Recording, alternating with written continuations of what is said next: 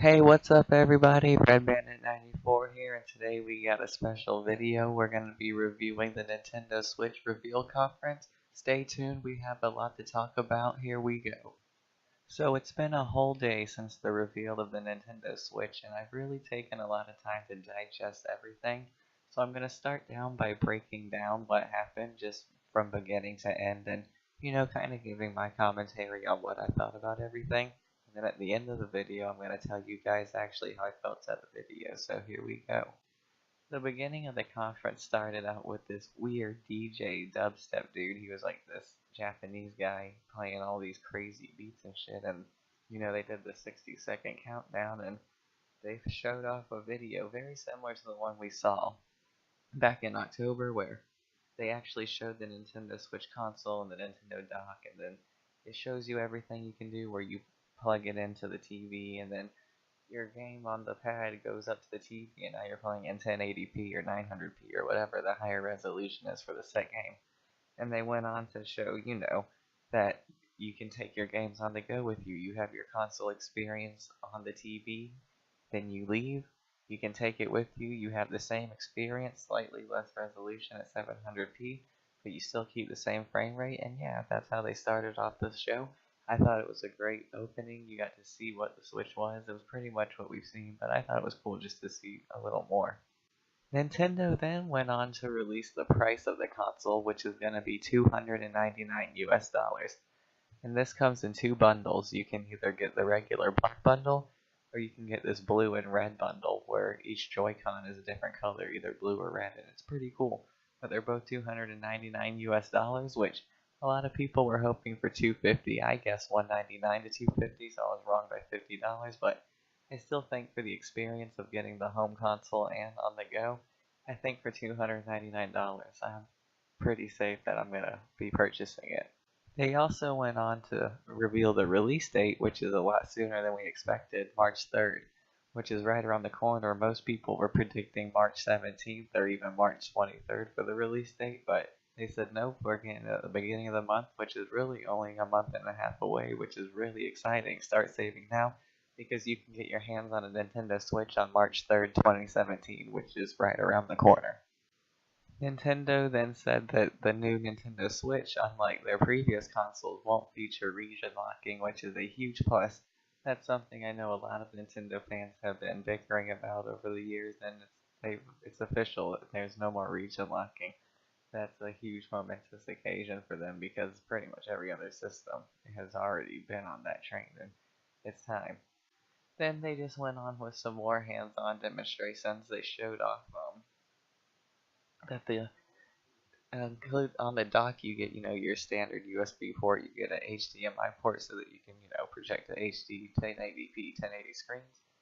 And then you also went over that the Switch can be charged with a USB-C, which is basically the USB port that everyone uses for their phones or anything. So even though they did say the battery life varied from 2.5 to 6 hours, pretty much everyone has an Android phone charger with them, so you can charge it on the go with you, which is really exciting. You don't have to worry about their specific ports that Nintendo usually has to charge their handheld consoles.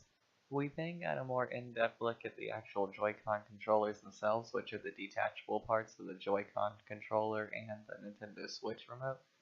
So it's the two pads which you see, which have the analog stick and then the 4 buttons. Depending on which side you are, you have the arrow buttons or the face buttons.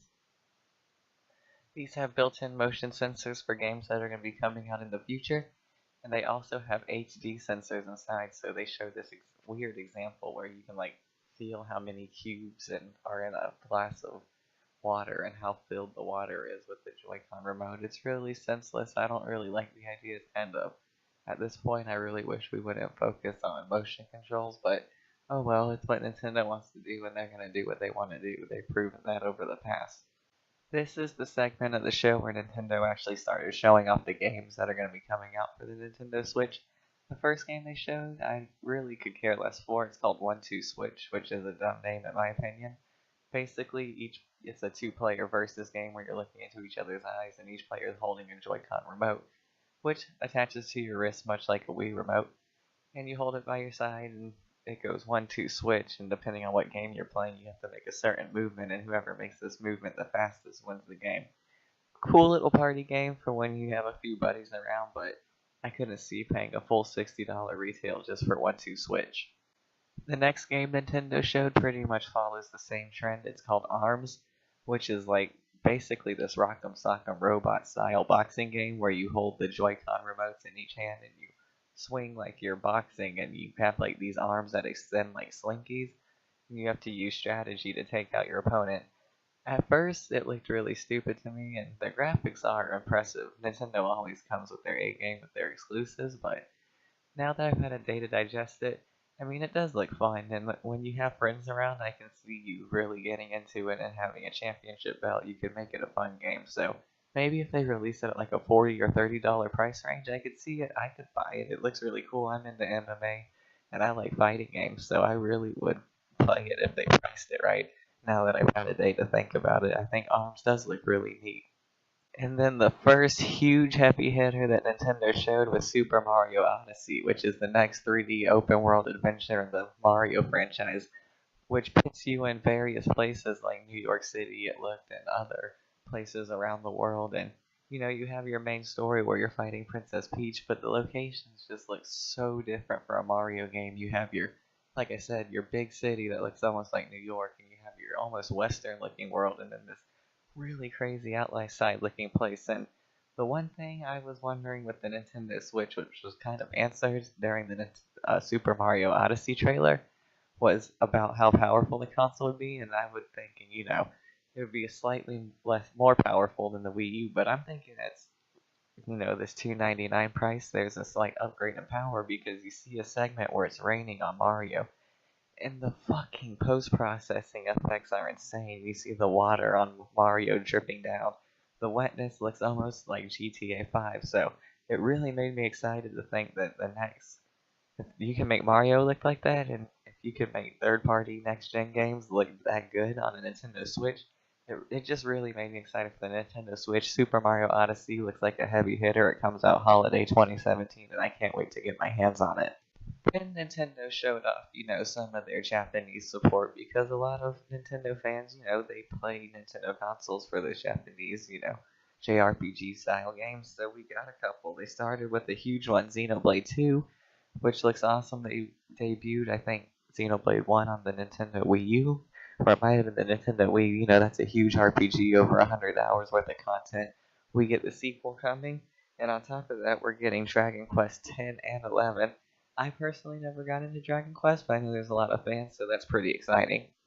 We also saw a game that was, for me, the most exciting out of the JRPGs that I feel like they showed, which is called Project Outpath Traveler, which is this really cool looking side-scrolling RPG game.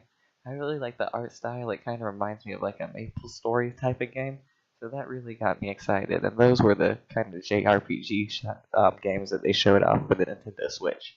Then we got more into the third-party developers, which we know for the Nintendo Switch to be successful, it has to have heavy third-party support. So, first they showed Sega, which we know they're going to be putting Sega Mania on the Nintendo Switch and another huge Sega game later this year. So Sega's showing their support, and they showed Todd Howard, who everyone knows is from Bethesda. He was basically saying that Nintendo pioneered everything. They brought modern gaming into the home, and that they are going to show support for the first time for the Nintendo Switch later on this year. They're going to be getting Skyrim Legendary Edition. It's unclear right now whether they're going to get mod support and exactly if it's going to be the same, if it's going to be even slightly better, maybe exclusive gear geared towards Nintendo. That would be cool to get armor, like, some Mario outfits or some Zelda outfits. I'm thinking too far in ahead, but Bethesda could really do something cool with this, so it's exciting to see that they're getting on there. And then after that, they showed EA, which kind of disappointed me because I was hoping that we were going to see like Madden, because that's the huge EA franchise that they sell every year. But FIFA's been, getting up there, so they showed FIFA, and they didn't show any gameplay really, but they're saying, we're EA, we're going to have support on the Wii, not the Wii, but the Nintendo Switch, and we're going to put our games on there. So hopefully we'll be getting more than FIFA. FIFA's a cool game. I know people who play FIFA, like my brother, and there's a lot of people who play FIFA hardcore, so that's exciting to be a Nintendo fan knowing that your sports game is going to come to that console. So basically, to wrap up the show, they just showed accessories like the Joy-Con and everything, and then they went to New York City to show Reggie, and he talked about how exciting this was and how that you can just feel the hype in the air and everyone's excited for the Switch, and I truly am excited for the Switch. And he said there's one more last thing we have to show, and that's Nintendo big game, The Legend of Zelda: Breath of the Wild. So they showed this epic trailer. They're focusing on narrative, the open world gameplay. That's one thing I'm really excited for.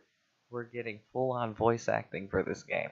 And that's something we haven't gotten in a Zelda game. So we get that narrative that is going to be heartwarming. There's a few times in there where I wanted to cry, like where it showed Princess Zelda fall on top of Link and just cry. That was an epic moment.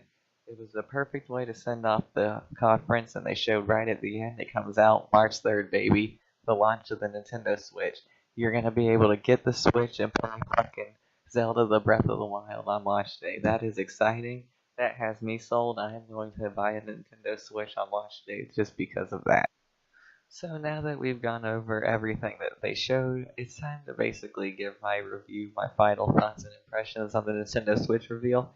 And I'm going to give it a solid 8 out of 10 because it started off a little slow with games like 1-2 Switch, but just seeing the Joy-Cons in action, seeing how smoothly everything seems to transition, and seeing especially the two big ones, which is Super Mario Odyssey, which looks amazing, and that not Nintendo, but The Legend of Zelda: Breath of the Wild is going to be on the Nintendo Switch launch day.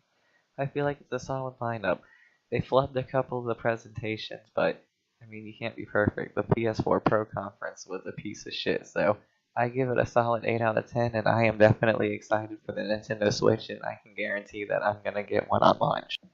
So thanks for everyone who watched the video. Leave a comment in the comment section. Tell me what you thought about the Nintendo Switch conference. Did you like it? Did you dislike it? What did you get excited about? If you like this video, give it a thumbs up and share this video to your friends. It's good. It's big to get the word out. And if you like this video, I would like if you would subscribe if you wanted to see any more footage. I'm going to be covering the Nintendo Switch later in the year when it launches, and I'm going to be covering all the latest game news. So stay tuned. This is Red Bandit 94. Thank you everyone for joining. Signing out.